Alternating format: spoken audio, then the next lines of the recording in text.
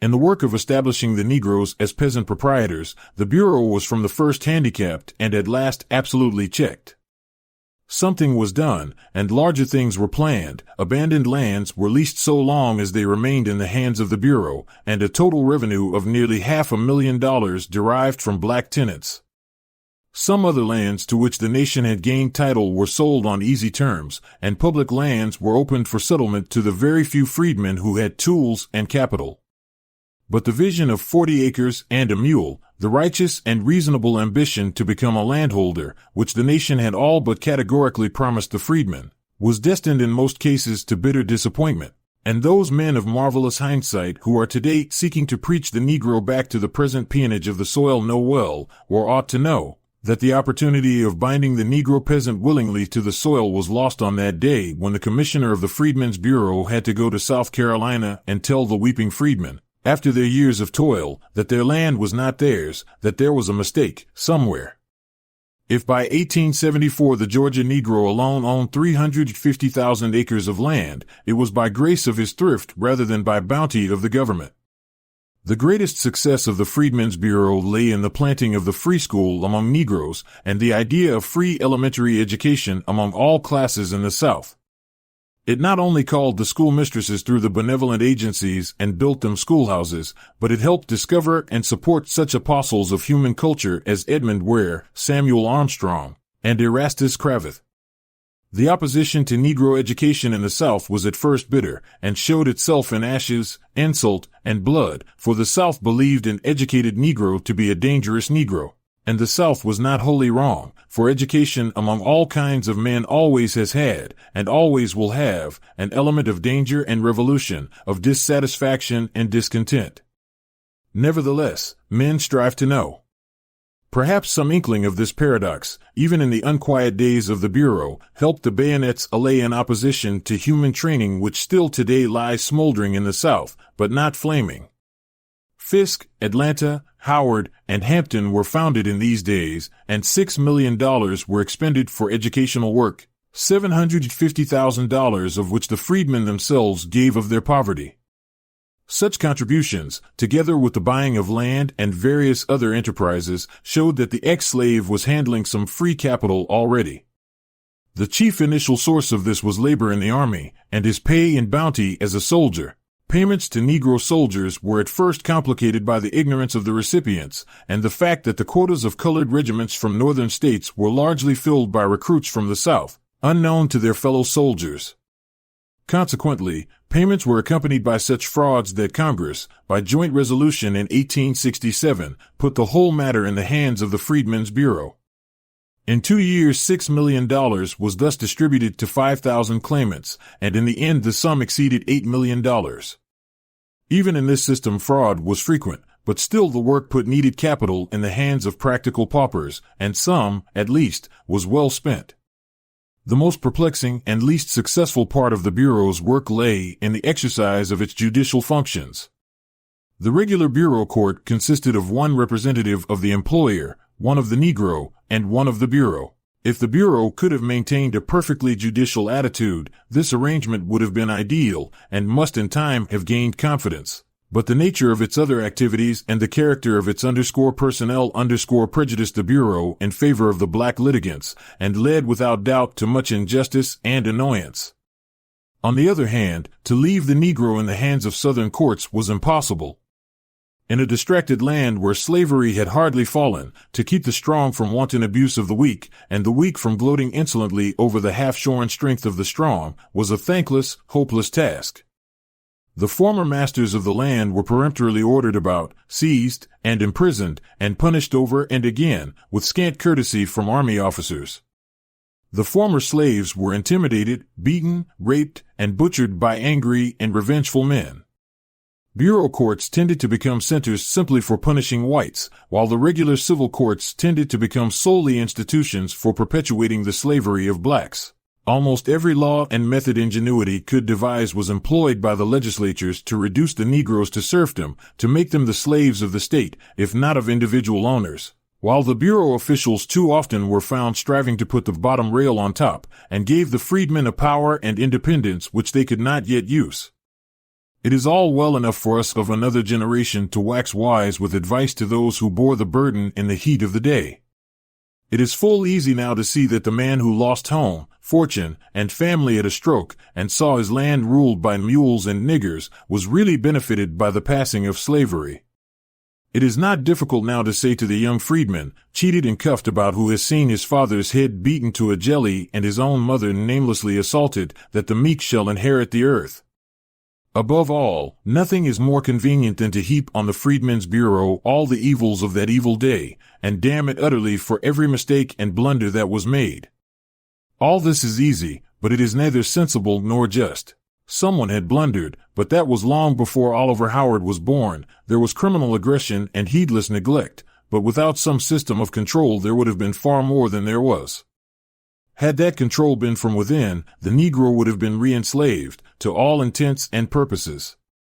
Coming as the control did from without, perfect men and methods would have bettered all things, and even with imperfect agents and questionable methods, the work accomplished was not undeserving of commendation. Such was the dawn of freedom, such was the work of the Freedmen's Bureau, which, summed up in brief, may be epitomized thus: for some $15 million, beside the sum spent before 1865, and the dole of benevolent societies, this Bureau set going a system of free labor, established a beginning of peasant proprietorship, secured the recognition of black freedmen before courts of law, and founded the Free Common School in the South. On the other hand, it failed to begin the establishment of goodwill between ex-masters and freedmen, to guard its work wholly from paternalistic methods which discouraged self-reliance, and to carry out to any considerable extent its implied promises to furnish the freedmen with land. Its successes were the result of hard work, supplemented by the aid of philanthropists and the eager striving of black men. Its failures were the result of bad local agents, the inherent difficulties of the work, and national neglect. Such an institution, from its wide powers, great responsibilities, large control of monies, and generally conspicuous position, was naturally open to repeated and bitter attack. It sustained a searching congressional investigation at the instance of Fernando Wood in 1870. Its archives and few remaining functions were with blunt discourtesy transferred from Howard's control, in his absence, to the supervision of Secretary of War Belknap in 1872, on the Secretary's recommendation. Finally, in consequence of grave intimations of wrongdoing made by the Secretary and his subordinates, General Howard was court-martialed in 1874. In both of these trials, the Commissioner of the Freedmen's Bureau was officially exonerated from any willful misdoing, and his work commended. Nevertheless, many unpleasant things were brought to light. The methods of transacting the business of the Bureau were faulty, several cases of defalcation were proved, and other frauds strongly suspected. There were some business transactions which savored of dangerous speculation, if not dishonesty, and around it all lay the smirch of the Freedmen's Bank. Morally and practically, the Freedmen's Bank was part of the Freedmen's Bureau, although it had no legal connection with it. With the prestige of the government back of it, and a directing board of unusual respectability and national reputation, this banking institution had made a remarkable start in the development of that thrift among black folk which slavery had kept them from knowing. Then in one sad day came the crash. All the hard-earned dollars of the freedmen disappeared, but that was the least of the loss. All the faith in saving went too, and much of the faith in men. And that was a loss that a nation which today sneers at Negro shiftlessness has never yet made good. Not even 10 additional years of slavery could have done so much to throttle the thrift of the freedmen as the mismanagement and bankruptcy of the series of savings banks chartered by the nation for their especial aid. Where all the blame should rest, it is hard to say, whether the Bureau and the bank died chiefly by reason of the blows of its selfish friends or the dark machinations of its foes. Perhaps even time will never reveal, for here lies unwritten history. Of the foes without the Bureau, the bitterest were those who attacked not so much its conduct or policy under the law as the necessity for any such institution at all. Such attacks came primarily from the border states and the South, and they were summed up by Senator Davis, of Kentucky, when he moved to entitle the Act of 1866 a bill to promote strife and conflict between the white and black races by a grant of unconstitutional power. The argument gathered tremendous strength South and North, but its very strength was its weakness. 4. Argued the plain common sense of the nation: if it is unconstitutional, unpractical, and futile for the nation to stand guardian over its helpless wards, then there is left but one alternative: to make those wards their own guardians by arming them with the ballot. Moreover, the path of the practical politician pointed the same way. 4. Argued this opportunist: if we cannot peacefully reconstruct the South with white votes, we certainly can with black votes. So justice and force joined hands. The alternative thus offered the nation was not between full and restricted Negro suffrage, else every sensible man, black and white, would easily have chosen the latter. It was rather a choice between suffrage and slavery, after endless blood and gold had flowed to sweep human bondage away. Not a single Southern legislature stood ready to admit a Negro, under any conditions, to the polls. Not a single Southern legislature believed free Negro labor was possible without a system of restrictions that took all its freedom away. There was scarcely a white man in the South who did not honestly regard emancipation as a crime, and its practical nullification as a duty. In such a situation, the granting of the ballot to the black man was a necessity, the very least a guilty nation could grant a wronged race, and the only method of compelling the South to accept the results of the war. Thus Negro suffrage ended a civil war by beginning a race feud, and some felt gratitude toward the race thus sacrificed in its swaddling clothes on the altar of national integrity, and some felt and feel only indifference and contempt. Had political exigencies been less pressing, the opposition to government guardianship of Negroes less bitter, and the attachment to the slave system less strong, the social seer can well imagine a far better policy: a permanent Freedmen's Bureau, with a national system of Negro schools, a carefully supervised employment and labor office, a system of impartial protection before the regular courts, and such institutions for social betterment as savings banks, land and building associations, and social settlements. All this vast expenditure of money and brains might have formed a great school of prospective citizenship, and solved in a way we have not yet solved the most perplexing and persistent of the Negro problems. That such an institution was unthinkable in 1870 was due in part to certain acts of the Freedmen's Bureau itself. It came to regard its work as merely temporary, and Negro suffrage as a final answer to all present perplexities. The political ambition of many of its agents and _protégés led it far afield into questionable activities, until the South, nursing its own deep prejudices, came easily to ignore all the good deeds of the Bureau and hate its very name with perfect hatred.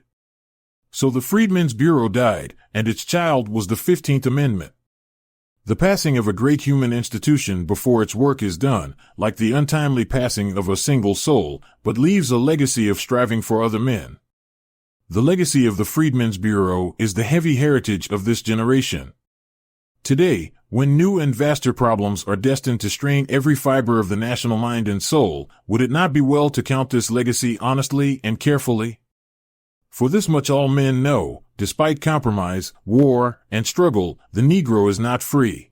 In the backwoods of the Gulf states, for miles and miles, he may not leave the plantation of his birth, and well nigh the whole rural South the black farmers are peons, bound by law and custom to an economic slavery, from which the only escape is death or the penitentiary. In the most cultured sections and cities of the South, the Negroes are a segregated servile caste, with restricted rights and privileges. Before the courts, both in law and custom, they stand on a different and peculiar basis. Taxation without representation is the rule of their political life. And the result of all this is, and in nature must have been, lawlessness and crime. That is the large legacy of the Freedmen's Bureau, the work it did not do because it could not. I have seen a land right merry with the sun, where children sing, and rolling hills lie like passioned women wanton with harvest.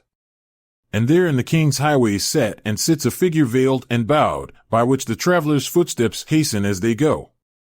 On the tainted air broods fear. 3 centuries' thought has been the raising and unveiling of that bowed human heart, and now behold a century new for the duty and the deed. The problem of the 20th century is the problem of the color line.